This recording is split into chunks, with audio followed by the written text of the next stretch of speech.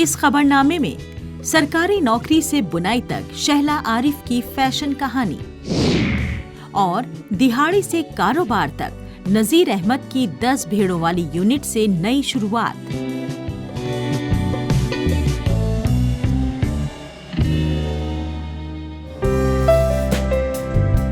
शहला आरिफ को बचपन से ही ड्राइंग, डेकोरेशन और डिजाइनिंग का शौक था, मगर जब उन्होंने एक सरकारी ओहदा हासिल किया तो अंदर एक खालीपन महसूस किया।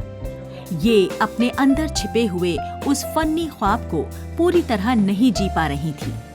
एक दिन इन्होंने हिम्मत जुटाई और फैसला किया कि अब वो इस अधूरे ख्वाब को सच करेंगी, और उसी दिन इन्होंने वो नौकरी छोड़ दी। बेसिकली मैं चाह ही रही थी पहले से जाना, या तो फाइन आर्ट्स में या तो डिज़ाइनिंग में, पर देन चलिए मैंने सोचा कि ठीक है, साइकोलॉजी एक ऑप्शन है जहाँ पर मैं एज एन आर्ट थेरेपिस्ट काम कर सकती हूँ। बट वहाँ पर आर्ट थेरेपिस्ट तो वो रेगुलर बेसिस पे काम होता है, पर मैं कुछ क्रिएटिव करना चाह रही थी। दिन भर का मेरे को वो रूटीन लाइफ नहीं चाहिए थी। तो मैंने सोचा कि अब जो सोशली एक्सेप्टेड है और जो लोग भी शायद में भी सपोर्ट करेंगे, तो I went into the field of designing then. शुरुआत एक नन्हे कमरे से हुई, ना सोशल मीडिया ना तशहीर। शहला ने खवातीन के लिए कपड़े सीना शुरू किया, डिजाइन सोचा, रंग चुना, सिलाई की, सब कुछ खुद किया। धीरे धीरे इनका हुनर लोगों तक पहुंचा। लोग इनके इस फैंसी फन की तारीफ करने लगे। इस तरह एक छोटी कोशिश ने इन्हें पहचान दिला दी और फैशन की दुनिया में इनके कदम पक्के हो गए। मैं अपना क्रिएटिव फील्ड जो मैं चाह रही थी कि मैं अपना बॉस खुद बनूं और मैं कुछ इनोवेटिव चीजें करती रहूं रोज डेली बेसिस पे, वो वहाँ पॉसिबल नहीं है। It's 10 to 4 job and I can not do. उसके बाद तो ये नहीं हो। Then I resign from the Kashmir university. उसके बाद मैंने एक छोटे से स्केल पे एक स्टोर स्टार्ट किया। It was in Babadam. एक छोटा सा रूम लिया मैंने, no promotions, no Facebook page, nothing. उन दिनों था भी नहीं इंस्टाग्राम का उतना। तो वहाँ से मैंने स्टार्ट किया। छोटे छोटे सूट्स का मैं डिजाइनिंग करती थी। धीरे धीरे मे बी क्लाइंट्स को मेरा काम पसंद आया। धीरे धीरे ग्रोथ हुई। Otherwise I have done nothing in as such in designing. मैंने ऐसा कोई प्रोफेशनल कोर्स नहीं किया। It's everything what I have, we can say God gift. Shahla Arif का अंदाज था कश्मीरी दस्तकारी और जदीद टच का संगम।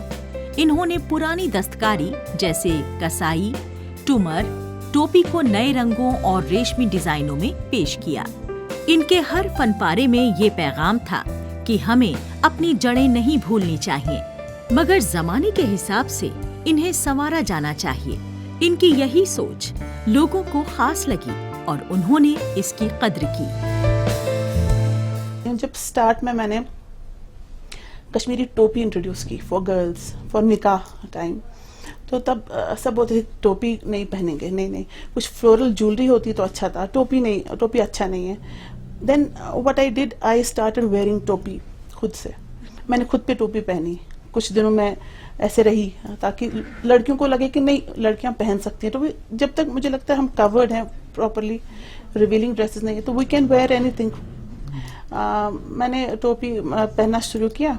उसके बाद लड़कियों ने ऑर्डर देना शुरू किया एंड ऐसे ऐसे एक ट्रेंड बन गई कि टोपी, कसाब, नेट वाले, ऐसे मैंने सारे वो जो डिजाइन्स थे बेसिकली मैंने पहले खुद पे ट्राई किए, खुद पे मैंने पहने, ताकि वो लड़कियों के कंफर्ट लेवल आ जाए कि नहीं, खुद पहन रही है और अच्छा लग रहा है, तो we can also do it. आज शहला आरिफ का नाम सिर्फ कश्मीर तक महदूद नहीं रहा। इनके डिजाइनों की मांग खाड़ी मुल्कों और मिडिल ईस्ट तक पहुंच चुकी है। इन्हें कस्टम ऑर्डर आते हैं। इन्होंने कई नौजवान खवातीन को रोजगार का मौका दिया। उन्हें ये सिखाया कि कैसे अपने ख्वाब को हकीकत में बदलना चाहिए। इनका पैगाम है, दहशत से मत डरो, मेहनत करो और अपनी पहचान खुद बनाओ। यही है इनकी कहानी, एक महफूज नौकरी छोड़कर अपने जुनून का सफर चुनना।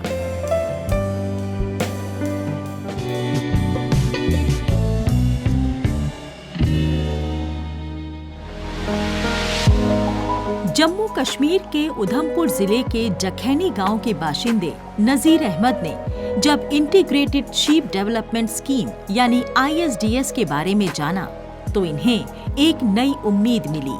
पहले ये मेहनत मजदूरी करके दिहाड़ी कमाते थे, लेकिन इससे इनकी आमदनी बहुत कम होती थी। अब ISDS स्कीम के तहत शिप हस्बेंड्री डिपार्टमेंट की जानिब से इन्हें मुफ्त में 10 भेड़ों की यूनिट दी गई है। ये सिर्फ मवेशी परवरी नहीं, बल्कि ऊन की उस विरासत को फिर से जिंदा करने की एक कोशिश है जो पहले इनके आबाओ अजदाद करते थे। ये इस स्कीम के शुक्रगुजार हैं और इन्हें उम्मीद है कि इससे इनकी आमदनी जरूर बढ़ेगी। ये मैं झाड़ी झाड़ी लगाता था पहले, तो अब मेरे को ये शीप वालों ने एक यूनिट दी है 10 भेड़ों की। इससे पालन पोषण से हमें फ़ायदा होगा और इसकी ऊन से भी हमें फ़ायदा होगा। ये फ्री ऑफ कास्ट हमें यूनिट दी गई है, 10 भेड़ों की यूनिट है और इससे ऊन का बहुत बेनिफिट होता है। हम चाहते हैं, इस वक्त ऊन का रेट जो है वो बहुत कम है, हम चाहते हैं कि ऊन का रेट बढ़ना चाहिए और हम गरीबों को कुछ ना कुछ बेनिफिट भेड़ों का ऊन का मिलना चाहिए। और शीप वालों का बड़ा बड़ा धन्यवाद, इन्होंने मेरे को ये 10 यूनिट फ्री दी है। और हम मोदी सरकार का भी धन्यवाद करते हैं जिन्होंने फ्री ऑफ कास्ट हमें ये 10 भेड़ों की यूनिट दी है। नजीर अहमद अपने मवेशी खाने के बाहर खड़े हैं, जहां इनकी 10 भेड़ें चल रही हैं। इन्होंने बताया कि पहले ये दिहाड़ी लगाते थे, अब इन्हें इन 10 भेड़ों का यूनिट मुफ्त में मिला है। इन भेड़ों से इन्हें ऊन और मटन दोनों का फायदा मिलने की उम्मीद है, खासकर ऊन, क्योंकि अब बाजार में लोग ऑर्गेनिक प्रोडक्ट्स की जानिब बढ़ रहे हैं। इन्होंने आगे बताया कि इस ऊन से इंसान को बीमारी नहीं होती। लोग छोटी छोटी ऊन काटकर फेंक देते हैं, हमें उसका इस्तेमाल करना चाहिए। हमारी इस समय उधमपुर के ब्लॉक में 3 पार्टिसिपेटरी की यूनिट्स ISDS के अंडर, जिसमें ये नज़ीर अहमद जी हैं और रीता देवी और आशु कुमार जी हैं। ये नज़ीर अहमद जी की यूनिट हमने जखैनी में लगाई है, रीता देवी जी की मलाड में और आशु कुमार जी की चरी में। इस स्कीम के तहत हमने इनको फ्री ऑफ कास्ट 10 जानवर 10 भेड़ें लेके दी हैं, जिनका पालन पोषण इनके द्वारा किया जाएगा और इनसे हम तीसरे साल से 2-2 करके रिट्राइव करेंगे। इसके कारण इनका जो वूल की पैदावार बढ़ाने के लिए हमने ये फ्री ऑफ कास्ट यूनिट्स दी गई हैं इनको। और जैसे इस सेंटर की कुछ और स्कीम्स है, जैसे HADP, उसमें 50% सब्सिडी पे है वो, और उसमें 50 जानवर तक की स्कीम है, जिसमें हम उनको ऊन का पैदावार और उनकी आजकल जैसे मशीन शेयरिंग को हमने इंट्रोड्यूस किया कि पहले लोग जैसे पुराने तरीके से कात से उसको करते थे, शेयर करते थे, ऊन उतारते थे, अब हमने मशीन शेयरिंग वगैरह उसमें लाए गए। इंटीग्रेटेड शीप डेवलपमेंट स्कीम के तहत डिपार्टमेंट ने उधमपुर जिले के ब्लॉक्स में अवेयरनेस कैंप मुनक्किद किए हैं ताकि BPL काश्तकारों को फायदों के बारे में पता चले। कोई भी फर्द, सेल्फ हेल्प ग्रुप या फार्मर प्रोड्यूसर ऑर्गेनाइजेशन इस मंसूबे के लिए अप्लाई कर सकते हैं। इंटीग्रेटेड शीप डेवलपमेंट स्कीम के तहत आज जम्मू कश्मीर में भेड़ और बकरी के पालने की यूनिट्स लगाई जा रही हैं। इन यूनिट से ऊन, गोश्त और दूध से लेकर खाल तक की पैदावार की जा रही है। इससे माशी तौर पर पसमानदा तबके को मजबूती मिल रही है। इस काम के लिए इंतजामिया और महकमा मवेशी परवरी माली इमदाद, सब्सिडी और लोन जैसी सहूलियात मुहैया करवा रहा है। एक लेबरर थे इससे पहले नज़ीर जी, अब उनको हमने जैसे यूनिट दी है तो उसके बाद उनकी फैमिली में एक थोड़ी सी उनमें इंटरेस्ट आया है कि हम इसको पालन पोषण करेंगे, हम इसके थ्रू अपना रोज़गार है जो उसको बढ़ाएंगे और अपनी इनकम को डबल करेंगे। उसमें उनके बच्चे सब, उनके पूरे लाइफस्टाइल चेंज होगा कि जैसे उनकी इनकम बढ़ेगी, उनके बच्चे अच्छे अच्छे स्कूलों में जाएंगे, वो आगे इसी चीज़ को आगे बढ़ा के फार्म लेवल तक लेके जा सकते हैं या कुछ और कर सकते हैं। उनकी इनकम इंक्रीज़ होगी तो उनका लाइफस्टाइल चेंज होगा इससे। उधमपुर जिले में भेड़ परवरी के बड़े इम्कानात हैं। इस मंसूबे का असर साफ दिखाई दे रहा है। इस तरह के यूनिट्स ऊन और मटन प्रोडक्शन दोनों को बढ़ावा दे रही हैं। एक रिपोर्ट के मुताबिक इस स्कीम के बाइस मटन प्रोडक्शन में इजाफा हुआ है।